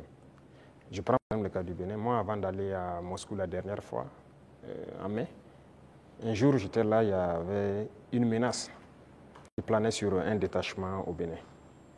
Mais les militaires n'attendent pas de monter au niveau politique ou quoi que ce soit pour certaines choses. Ils ont contacté nos forces à l'Est, qui ont confirmé en tout cas la menace. Ils ont demandé si on pouvait faire quelque chose. Moi, j'étais encore là, c'était un samedi, je me souviens. J'ai ordonné à nos appareils d'aller survoler et voir ce qui se passe parce qu'ils ont intercepté les communications de regroupement. Effectivement, les drones sont arrivés à la frontière, ils ont vu que les terroristes se regroupaient pas loin de leur base. On a frappé et on a avorté l'attaque. Ce n'est pas une fois, ce n'est pas 2 fois. Vous voyez, les forces coopèrent. C'est ça l'esprit militaire. Un bon militaire, la menace d'abord, il y a une menace commune. Mais maintenant, c'est souvent au niveau, comme je l'ai dit, au niveau des dirigeants, beaucoup n'ont pas compris. Ils sont là dans des guerres inutiles. Mais le plus important, la menace est commune. Si quelqu'un croit qu'il peut se soustraire de la menace, il se trompe. Donc on coopère. Les militaires coopèrent. Vous avez dû voir, par exemple, nous et les dirigeants ivoiriens, il ne faut pas se mentir, ça ne va pas. Mais vous avez dû voir nos militaires, très souvent même, qui se retrouvent, qui s'assoient ensemble à la frontière, qui causent. Voilà, ça fait partie. C'est l'occasion de parler des 6 éléments du DARA. Où est-ce qu'on en est? On a entendu les autorités lors d'une conférence de presse, ils en ont parlé. Au niveau du Burkina Faso, comment est-ce que ça se passe? Qu'est-ce qu'ils ont dit? Ils ont franchi la frontière, ils ont été interpellés. Ils sont là. D'accord. Chaque fois que quelqu'un franchit la frontière, il rentre, mène des actions. Si ce sont des civils, généralement, c'est qui rentrent, qui posent des questions, qui font des enquêtes. Ça, c'est de l'espionnage, en fait. Donc, c'est logique qu'on les arrête et qu'on les entende. C'est comme avant ça, il y avait des gendarmes qui avaient franchi en armes. C'est arrivé 2 fois, il y avait 6 et 2 entre-temps. On les avait arrêtés, on les avait amenés jusqu'à Ouagadougou avec les armes, on les a auditionnés. Mais un jour, le ministre de la Défense m'a dit que son homologue l'a appelé et plaidé si on peut les libérer. J'ai vu les services de renseignement et j'ai dit, bon, écoutez, s'ils ne sont pas rentrés avec une mauvaise intention et tout, fraternité d'armes et tout ça, il faut les libérer. Le même jour, ils ont été libérés. Et nous aussi, nous espérions que les Ivoiriens, il y a des civils burkinabés en prison, qu'ils les libèrent. Malheureusement, c'est 2 ou 3 jours après, on apprend le décès de notre frère en prison. Et les autres qui sont en prison sont toujours en prison. Et même ce sont des civils, des commerçants. Écoutez, ça, c'est pas de la bonne collaboration. Donc, pour les 6 éléments, on attend. On n'a rien reçu d'abord comme approche ou quoi que ce soit.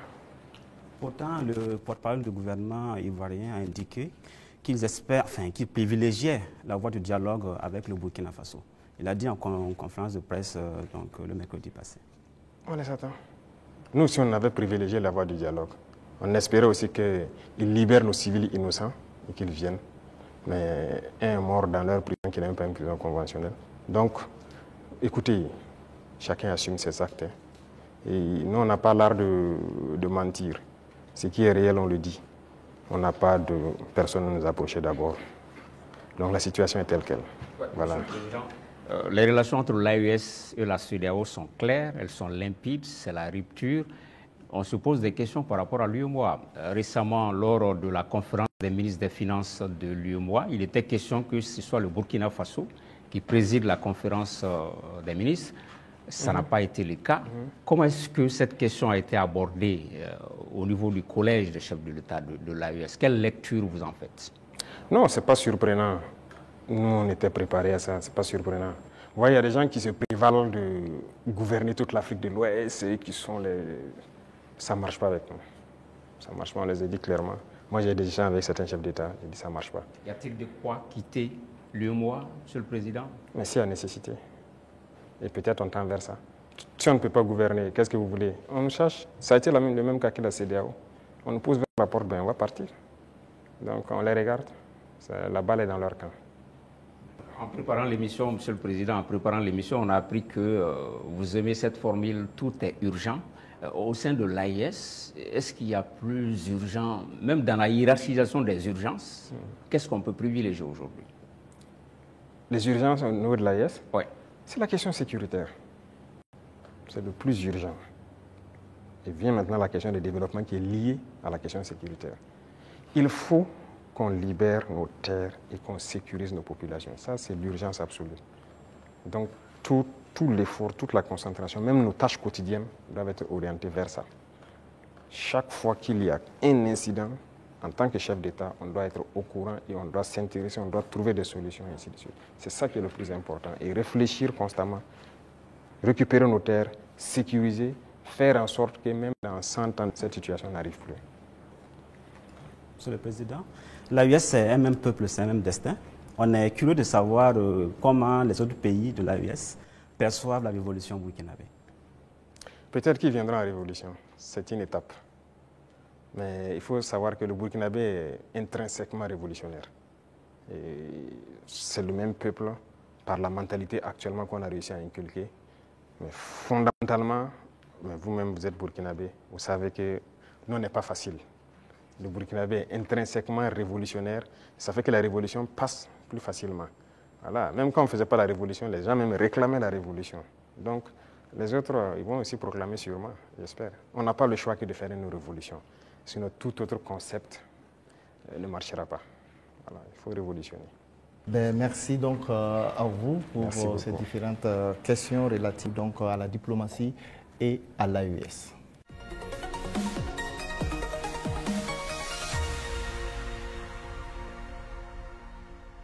Monsieur le Président, nous nous acheminons vers la fin donc, de cet entretien. La 5e et dernière rubrique concerne la géopolitique régionale et internationale. Les questions irrélatives donc, sont portées par Dieudonné Zungrana de Aujourd'hui au Faso et Jules Domsé donc, de Vox Africa. Vous avez pour cette rubrique 15 minutes également. Alors, Excellence, si vous permettez, on va rester toujours en Côte d'Ivoire. Les relations avec ce pays sont exécrables et avec le langage direct et franc du soldat et du révolutionnaire que vous êtes, vous avez eu à dire que les raisons de cette colère, vous n'êtes pas contre le peuple ivoirien, mais contre les dirigeants qui donnent le gîte et le couvert aux déstabilisateurs du Burkina Faso. Alors, à quand et dans quelles conditions peut-on avoir un dégel et un échange d'ambassadeurs entre les deux pays? Ça dépend de... De toute façon, ce n'est pas nous qui avons commencé cette situation. Moi, je me souviens au tout début, même le jour du 30 septembre, est-ce que l'une des premières personnes qui m'a appelé, ce n'était pas le président Alassane Ouattara? Et après, son petit frère est venu par 2 fois nous voir et tout ça.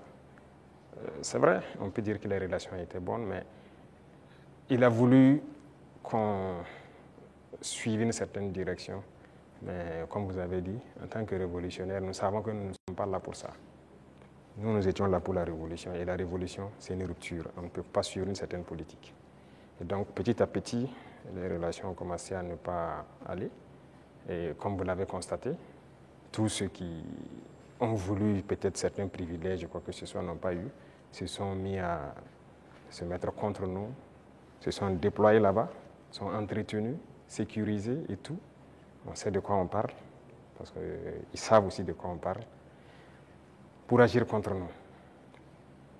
Il n'y a pas quelqu'un qui a quitté la Côte d'Ivoire et qui était venu ici en son temps. Nous avons observé ça pendant près de 2 ans. On les a parlé plusieurs fois. Ils nous ont dit non, il faut qu'on passe par les règles de l'art, il faut que la justice émette des mandats et tout ça. On a fait tout. Ils ne répondent pas. Monsieur le Président, ça ne marche pas. J'embraye avec la question de mon confrère pour rester sur la Côte d'Ivoire. Comme vous le savez très bien, la Côte d'Ivoire a une élection présidentielle cette année, dans quelques mois. Est-ce que c'est quelque chose qui vous intéresse? Ça nous intéresse d'autant plus qu'on a beaucoup de compatriotes en Côte d'Ivoire quand même. Et on craint qu'il y ait des violences. Et ça, ce n'est pas forcément la bienvenue. Parce que nous avons vécu malheureusement les années passées aux violences en Côte d'Ivoire avec les opérations Bahiri.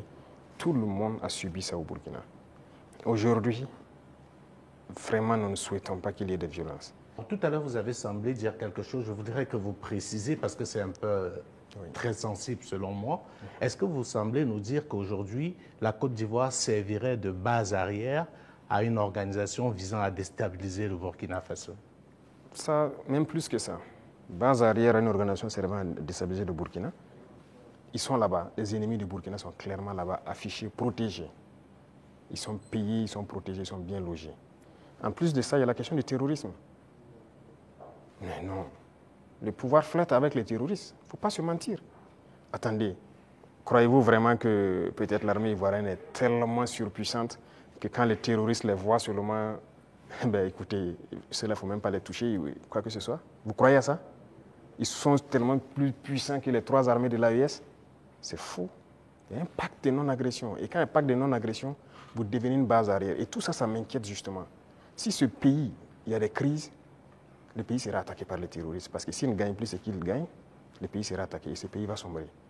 C'est un danger. C'est pourquoi j'ai passé le temps à dire au chef d'État, on ne pactise pas avec les terroristes. Voilà. Alors, Monsieur le Président, qu'est-ce que vous répondez à ceux qui disent, bon, la géopolitique quand même avec la Côte d'Ivoire, ce pays voisin, qui abrite la plus grande diaspora burkinabé, alors que, bon, vos contempteurs vous accusent de pratiquer la diplomatie du muscle avec ce pays, au détriment justement de nos Paweto qui sont là-bas. Qu'est-ce que vous leur répondez? Écoutez, qui le dit? Nous sommes burkinabés, c'est ce que nous savons. Et nous avons décidé de faire une révolution, on va la faire. Maintenant, celui qui embarque dedans embarque. Nous ne pouvons pas être dans une révolution et vouloir faire un autre modèle de diplomatie. Je vous ai dit la diplomatie mensongère et tout ce qu'il y a. On n'est pas prêt à être dans ce sillon-là. S'il y a quelque chose qui ne va pas, qu'on ait le courage de vous dire ça ne va pas. Il ne faut pas faire de l'hypocrisie. Généralement, les gens devant les micros et tout ça, non, tout va bien, si c'est ça, on est en train de... C'est faux, ça ne va pas bien. Il faut avoir le courage de le dire, il faut qu'on s'asseye, qu'on parle et qu'on se dise la vérité. Mais si les gens ne veulent pas ça, parce que juste dans leur tête, bon, il faut que ces gars-là quittent, parce qu'on ne veut pas de révolution en Afrique de l'Ouest. Ça ne va pas marcher. Donc, chacun se prépare à assumer les conséquences voilà, de la situation. Alors, pour sortir de la Côte d'Ivoire, Monsieur le Président, on reste quand même au niveau de l'AES. Vous avez certainement suivi le dernier sondage fait par nos confrères de Jeune Afrique. Et avec des résultats qui peuvent sembler étonnants, les populations des pays francophones sont tous favorables à l'AES. Je dirais, même la Côte d'Ivoire, à 66%, apprécie ce qui se fait au niveau de l'AES. Alors, comment est-ce que vous recevez ce message? Ah bon? Je n'ai même pas pu suivre ça, parce que moi, je ne suis plus ce média. Hein. Alors, on est compris, c'était un sondage qu'ils ont commandé. Peut-être qu'ils ne s'attendaient pas à ce résultat, mais le résultat est tel. Ils ont été au Cameroun, ils ont été au Sénégal, ils ont été au Bénin, ils ont été en Côte d'Ivoire. Et là-bas, les populations sont tous favorables à l'AES et apprécient dans leur grande majorité ce qui se fait au niveau de l'AES. C'est logique, je dirais. Les populations ouest-africaines sont la plupart du temps liées. C'est la même famille. C'est le colon qui nous a divisés. Hein. Et quand les gens voient qu'on essaie de s'unir, ça ne fait qu'inspirer, ça ne peut faire que plaisir. Donc moi, ça ne m'étonne pas que ces populations apprécient. Et ce qui m'étonne, c'est le fait qu'ils aient publié. Pourquoi ils ont publié ça? Ça donne de réfléchir. Pas le choix. Quand vous commandez une enquête, c'est connu. Après, vous êtes obligé de publier les résultats. Bon, peut-être ça. Voilà. Mais il faut faire attention à ces gens parce que... Je suis totalement d'accord avec vous. Voilà, ils sont pas assez. Sinon, je suis d'accord, c'est normal, c'est logique. Avec la permission de Dieudonné, je voudrais vous poser une question concernant justement votre relation avec une autre organisation. Qu'est-ce que vous faites encore dans l'Union africaine? Bonne question. Alors, je dirais que notre situation dans l'Union africaine est tellement passive qu'on ne sait pas si on est dans l'Union ou si on n'est pas dans l'Union. On nous a suspendus depuis, personne ne nous parle. C'est vraiment un silence radio. Donc alors, moi je ne sais pas si je suis dans l'Union ou pas. Mais il ne faudrait pas marquer le coup en posant aussi un acte historique, comme cela a été le cas avec la CEDEAO, en claquant la porte à une institution qui visiblement ne sert pas à grand-chose. J'ai eu à discuter avec un diplomate de cette organisation. Et après, nous avons vu qu'ils ont nommé un médiateur, le président burundais, qui devrait même venir ici la semaine passée, je pense, mais après, il y a eu question d'agenda avec nous. Et on l'attend, on veut l'écouter d'abord, parce que nous-mêmes, nous voulons savoir pourquoi ils se comportent comme ça. Parce qu'on ne peut pas prendre une décision sans savoir leur motivation. Pourquoi ils ont décidé de nous exclure? Pourquoi ils se comportent comme ça avec nous? Si on a leur motivation, là, si on quitte, on pourra expliquer à nos peuples, voilà ce qu'ils ont dit, voilà les raisons. Et donc, nous, on décide de quitter. C'est la même chose que la CEDEAO. On a quitté, mais si on nous demande pourquoi on a quitté, on peut vous expliquer. Mais aujourd'hui, si on quitte l'Union et qu'on nous demande, nous-mêmes, nous ne savons pas pourquoi ils nous ont suspendus. Pourquoi ils se comportent comme ça. Certes, ils ont dit qu'on est anticonstitutionnel, mais au jour d'aujourd'hui, je pense que... Monsieur le Président, vous pouvez aussi quitter parce que vous estimez que c'est une organisation qui travaille contre les intérêts de l'Afrique. Je ne pense pas que l'Union africaine peut être dans une posture révolutionnaire comme celle que vous menez. Non. Par respect pour certaines personnes, voilà pourquoi j'ai dit j'attends que le médiateur qui a été nommé, qui a déjà envoyé son émissaire, prenne contact avec nous. Nous l'attendons. C'est par respect vraiment pour ce président. Nous l'attendons qu'il vienne, qu'on discute, qu'il nous dise ce qu'il y a et nous lui dirons les conclusions de nos débats. Monsieur le Président, on va aller au bord de la mer Noire, en Russie. Alors, la science a l'art de ces instruments. Vous avez fait des études scientifiques. Alors, lors d'un séjour à Moscou, vous avez demandé au patron du Kremlin de nous apprendre à pêcher le poisson au lieu de nous donner le poisson, le transfert des technologies.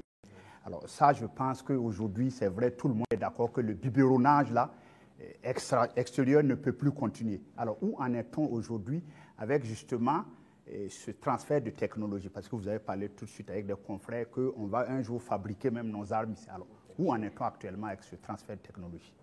Alors, je pense qu'ils ont bien entendu le message. Je l'ai clamé en 2023 pendant le sommet de Saint-Pétersbourg, on nous a donné du blé, il ne faut pas qu'on aille encore demander du blé, il faut cultiver. Si on nous donne du poisson, il faut qu'on apprenne à pêcher. Et je pense que les initiatives qu'on est en train de développer, nous avons demandé donc à la Russie d'offrir un certain nombre de bourses d'études à des étudiants burkinabés pour qu'ils aillent apprendre la science. Ils ont accepté. Donc il y a déjà des gens qui sont partis dans certains domaines pointus. Si vous regardez la création de l'agence atomique, on a déjà des étudiants qu'on a envoyés depuis l'année dernière qui sont en formation sur le domaine atomique, qui est une technologie poussée. Et on va continuer d'en envoyer chaque année. Donc il y a plusieurs autres domaines où nous avons demandé des formations. Ce n'est pas la Russie seulement. Même à la Chine, on a demandé des formations particulières et envoyé des étudiants. En Iran aussi, pareil, on est en train de taper en tout cas tous ceux qui ont pu développer des technologies pour envoyer des étudiants formés.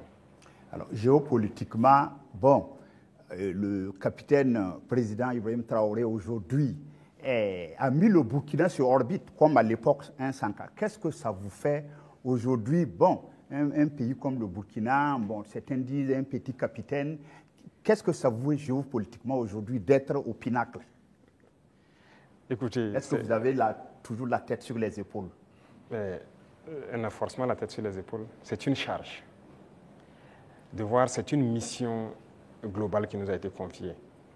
De voir que tout le monde entier s'intéresse au Burkina, je ne dirais pas une pression, mais c'est une charge. Et c'est une responsabilité. Et on doit de l'assumer avec toute la concentration nécessaire. On n'a pas le droit de faillir.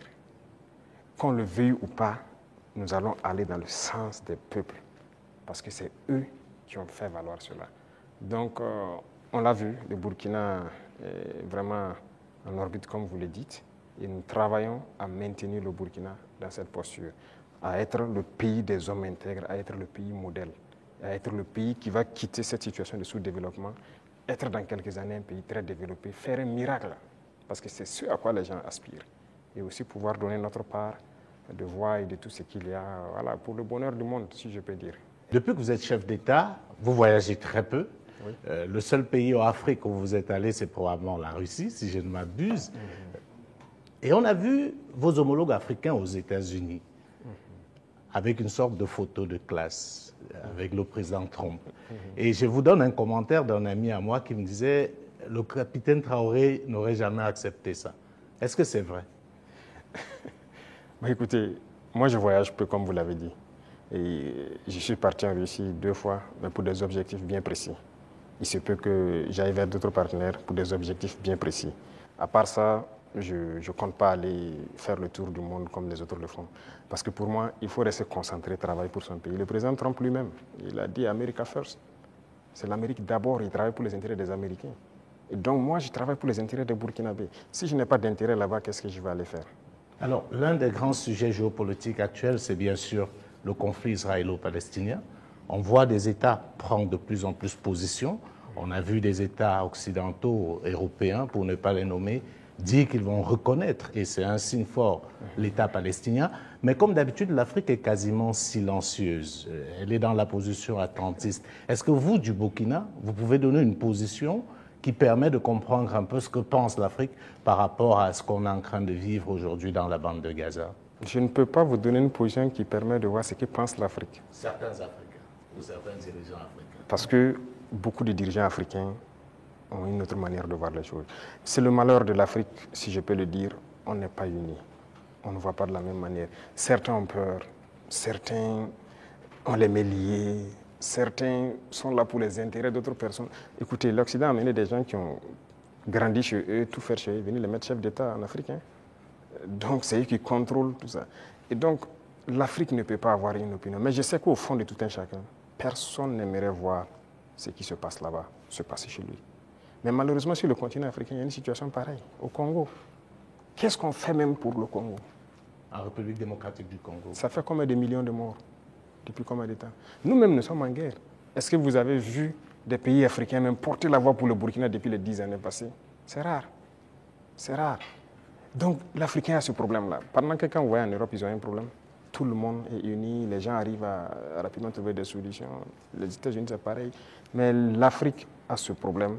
Vous voyez, ça fait 10 ans que nous on se bat. Vous n'avez pas entendu quelqu'un porter la voix du Burkina au niveau des institutions internationales et quoi que ce soit, ni le Mali, ni le Niger. Nos populations meurent, ce n'est pas leur problème. Congo, ça meurt, ce n'est pas notre problème. La dernière fois, j'ai essayé dans une de mes paroles d'essayer de parler pour que... Ça fait combien de millions de morts? Le Soudan, regardez comment il se déchire. Il y a beaucoup de conflits sur notre sol déjà et on n'arrive même pas à porter la voix. Donc, comment on va aller porter la voix des autres? Donc, il faut que nous, Africains, on se réveille. Est-ce que le Burkina peut reconnaître un État palestinien? Est-ce que le Burkina est prêt à reconnaître l'État palestinien? Pourquoi pas? C'est un État. C'est un État. Pourquoi on ne va pas reconnaître un État palestinien? Non, ce qui se passe, c'est très grave. Et je pense que l'État palestinien existe et doit exister. Sinon, cette guerre ne finira jamais. Là où nous partons, ça ne finira jamais. Pendant que vous croyez que ça va finir, ça reprend de plus belle. Et on va continuer comme ça. Mais je pense aussi qu'il y a beaucoup de parts de responsabilité des pays autour là-bas, parce que c'est leur région et les gens doivent pouvoir donner la voix pour trouver une solution à ce conflit. Voilà. Et quant à nous, on continue de se battre ici. L'État burkinabé qui doit demeurer, c'est ça qui est le plus important. Et on se bat pour notre État burkinabé. Voilà, Monsieur le Président, nous sommes donc au terme de ces 90 minutes face à la presse. Merci pour votre disponibilité et merci pour cette belle opportunité offerte à la presse nationale et internationale. Mais avant de nous séparer, Monsieur le Président, est-ce que vous avez un message particulier à l'endroit du peuple burkinabé à l'orée du 3e anniversaire de votre accession à la magistrature suprême? Pour le peuple burkinabé, ça fait 3 ans que nous sommes là et qu'on chemine. Et j'ai d'abord des mots de remerciement. Des remerciements du fond du cœur. Parce que le peuple est resté concentré. Concentré pour écouter le message qu'on a véhiculé. Parce que l'une des armes importantes que nous avons utilisées, c'est aussi la communication. Et parce que nous avons compris que les impérialistes ont toujours utilisé la communication pour détruire l'Afrique. Parce que tout ce qui se passe comme conflit, ce sont des manipulations. Ce sont des manipulations. Regardez, je prends encore le cas du Soudan. 2 groupes sont manipulés par des puissances. Faudrait-il pas à un moment donné qu'on se parle, on s'assoit, on exploite nos ressources ensemble, on fait vivre nos populations, on va continuer à se déchirer? Tout ce qui s'est passé comme assassinat de leaders politiques en Afrique, les guerres et tout, c'est à travers la communication qu'on a manipulé. Et la communication est très importante. Et ça, le peuple burkinabé a été concentré pour percevoir le message. Et nous continuerons de communiquer pour les faire comprendre ce que nous faisons et vers où nous partons. Ça, c'est le plus important. Deuxième chose, je remercie Dieu aussi, qui a permis à ce que nous puissions, en tout cas malgré la guerre, poser des actes et communiquer sur ces actes pour que le peuple comprenne qu'un lendemain meilleur est possible. L'espoir est permis. Et tant que les gens garderont cet espoir, on va y arriver au point où nous souhaitons. Et la dernière chose, c'est cette situation sécuritaire qui est là, de rassurer que la guerre va finir au Burkina Faso. Nous vivrons en paix, nous ferons ce que nous avons à faire de nos richesses et nous allons nous développer. Ça, c'est une certitude. Le rêve que nous avons pour le Burkina Faso, nous allons l'accomplir. Nous continuerons les derniers bastions importants du terrorisme, nous allons continuer à les conquérir, comme ce qu'on a pu faire en 2025 avec cette grande vallée qui était un gros réservoir économique pour les terroristes que nous avons récupéré. Il y a plusieurs autres endroits où l'orpaillage terroriste continue et tout, pour les ravitailler. Nous allons récupérer toutes ces zones et l'espoir est permis. Donc, bon courage à tout le monde, restez concentrés, résilients et on continuera à se parler. C'est ça le plus important. Une fois qu'on se parle, on se comprend et on avance. Merci. Merci, Monsieur le Président. Ça sera donc le mot de fin. Merci, chers confrères, pour vos différentes questions donc adressées au président du Faso, le capitaine Ibrahim Traoré. Merci à vous, chers téléspectateurs, d'avoir suivi cet entretien avec grand intérêt. Restez donc en compagnie de nos programmes. Merci.